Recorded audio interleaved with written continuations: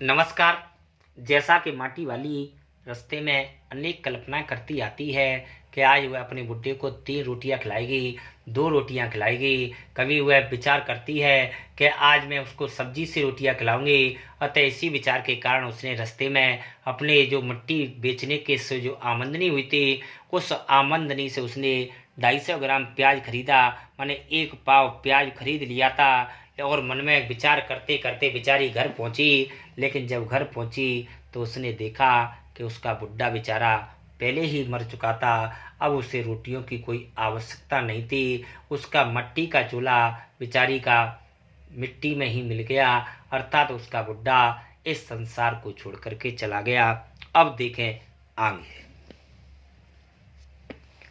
वह घबराई हुई माटी वाली ने उसे छू कर के देखा, वह अपनी माटी को छोड़कर जा चुका था। टेहरी बांध पुनर्वास के साहब से उसने पूछा कि वह कहाँ रहती है। मैंने जब साहब ने उससे पूछा कि तुम कहाँ रहती हो, तुम तहसील में अपने घर का प्रमाण पत्र ले आना।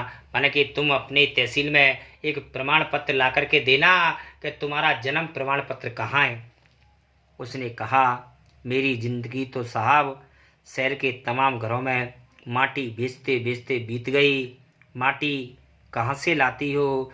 तो उसने पूछा कि मिट्टी कहाँ से लाती हो? मैंने कि मैं माटा खान से माटी लाती हूँ। वह माटा खान चढ़ी है तेरे नाम? माने कि जिस मिट्टी से, जिस खदान से तू मिट्टी लेकर आती है, क्या वह खेत तुम्हारे नाम है? अगर है तो तेरा नाम लिख देते हैं। अगर वह माटा खाना तेरे नाम है तो तू बता, तेरा नाम लिख देते हैं। माटा खाना तो मेरी रोजी है साहब, मैंने कि वह तो मेरा धंधा है, उसे छोड़कर मैं क्या करूँगी।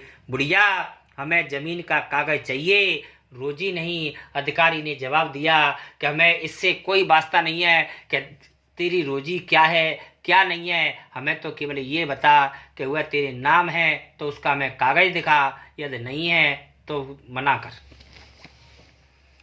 बांध बनने के बाद मैं क्या खाऊंगी साहब। लेकिन वहाँ पर टेहरी बांध बनाया जा रहा था। टेहरी बांध के कारण जिस क्षेत्र में पानी का भराव आने वाला था, जिनमें उनकी जमीन आने वाली थी, जिसके कारण वहाँ के क्षेत्रों के लोगों को, रहने वालों को वहाँ से पुनर्वासित किया जा रहा था।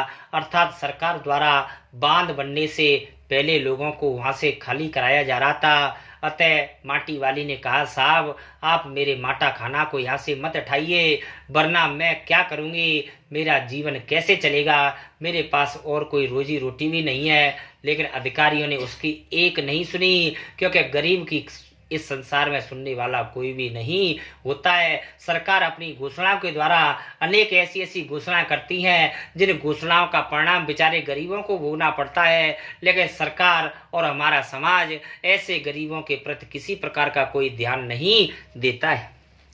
इस बात का फैसला तो हम नहीं कर सकते, वह बात तो खुद ही तय करनी पड़ेगी। उसने उस बुढ़िया से कहा कि इससे हमें कोई वास्ता नहीं है कि तेरी रोजी जाती है तो जाए, हमें यदि तेरे पास कागज है तो वो दिखा, नहीं है तो चुप रहे। टेहरी बांध की 2 सुरंगों को बंद कर दिया गया। शहर में पानी भरने लगा। शहर में अब तो आपा धापी मच गई, माने त्राहिमाम करने लगे। शहरवासी अपने घरों को छोड़कर वहाँ से बेचारे भागने लगे।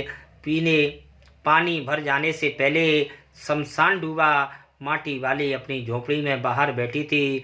गांव के हर आने जाने वाले से एक ही बात कहती थी, और क्या कहती थी कि गरीब आदमी का शमशान नहीं उजड़ना चाहिए। अर्थात वह सभी लोगों से एक ही बात कहती है कि जो गरीब लोग हैं उसका कभी भी शमशान नहीं उजड़ना चाहिए। अर्थात उसको मृत्यु तो कम से कम आसानी से प्राप्त हो जानी चाहिए। हमें उसकी मृत्यु को भी और आसान बनाने का प्रयास करना चाहिए, अर्थात वह चैन से मर सके।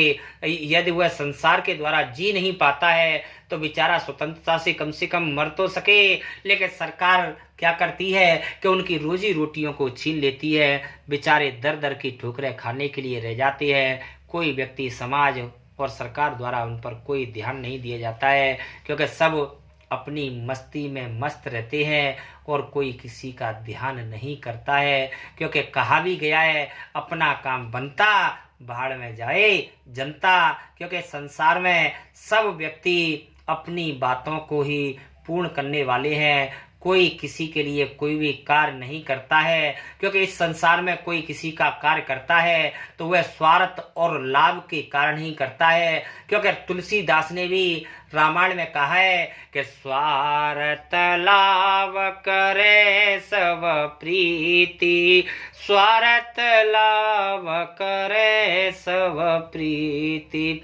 माने इस संसार में यदि कोई किसी से प्रेम करता है, किसी से बातें करता है, तो वो सबसे पहले देखता है कि अमुक व्यक्ति से मेरा स्वार्थ है, मेरा लाभ है, मेरा कुछ फायदा होगा तो वह उससे बातें करेगा।